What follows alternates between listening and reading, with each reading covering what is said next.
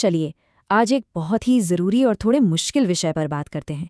हम समझने की कोशिश करेंगे कि लव बॉम्बिंग का ये चालाकी भरा पैटर्न क्या होता है और ये नार्सिसिस्टिक दुर्व्यवहार के एक दर्दनाक चक्र से कैसे जुड़ा है। चलिए इसे एक कहानी से समझते हैं जो शायद कुछ लोगों को जानी पहचानी लगे। एक ऐसा रोमांस जो इतनी तेजी से आगे बढ़ता है और इतना परफेक्ट लगता है कि यकीन करना मुश्किल हो जाता है, जैसे किसी फिल्म का सीन चल रहा हो।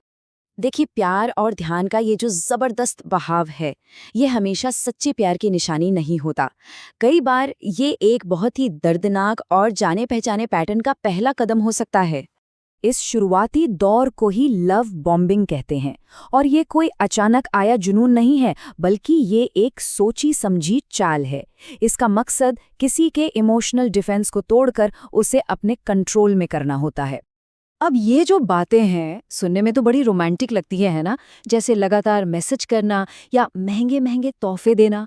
पर इनका असली मकसद किसी को इतना अभिभूत कर देना होता है कि वो पूरी तरह से उन पर निर्भर हो जाए। और लव बॉम्बिंग का एक बहुत बड़ा हथियार है फ्यूचर फेकिंग। इसमें भविष्य के बड़े बड़े सपने दिखाए जाते हैं, ऐसे वादे किए जाते हैं जो कभी पूरे नहीं होने वाले, बस एक नकली अपनापन बनाने के लिए। हाँ, तो ये बिल्कुल वैसा ही है।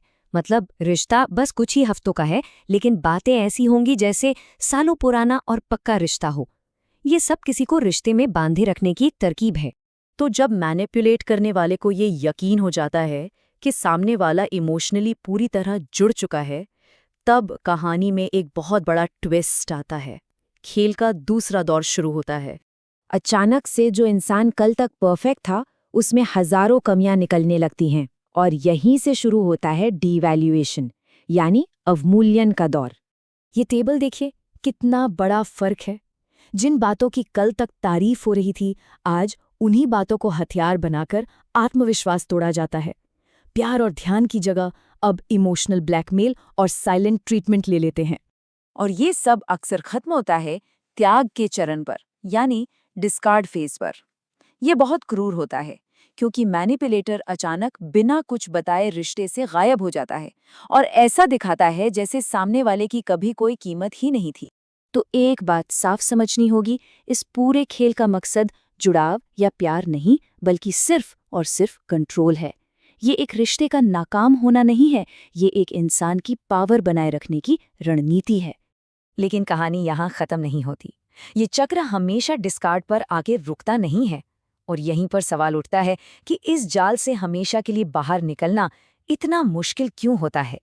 ये 4 कदम दिखाते हैं कि ये दुर्व्यवहार एक साइकिल की तरह है।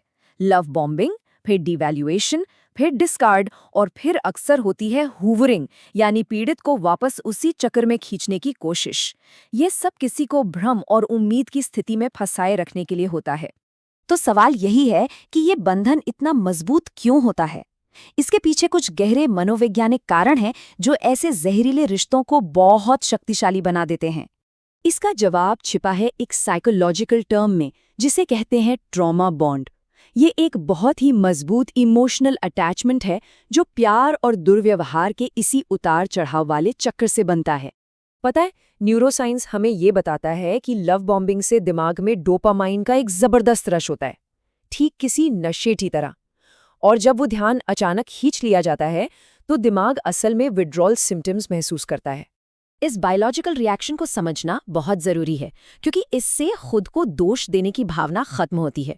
असल में ये कोई कमजोरी नहीं है, ये तो दिमाग का एक प्रिडिक्टेबल पैटर्न पर रिएक्ट करने का तरीका है जिसे हाईजैक कर लिया गया था।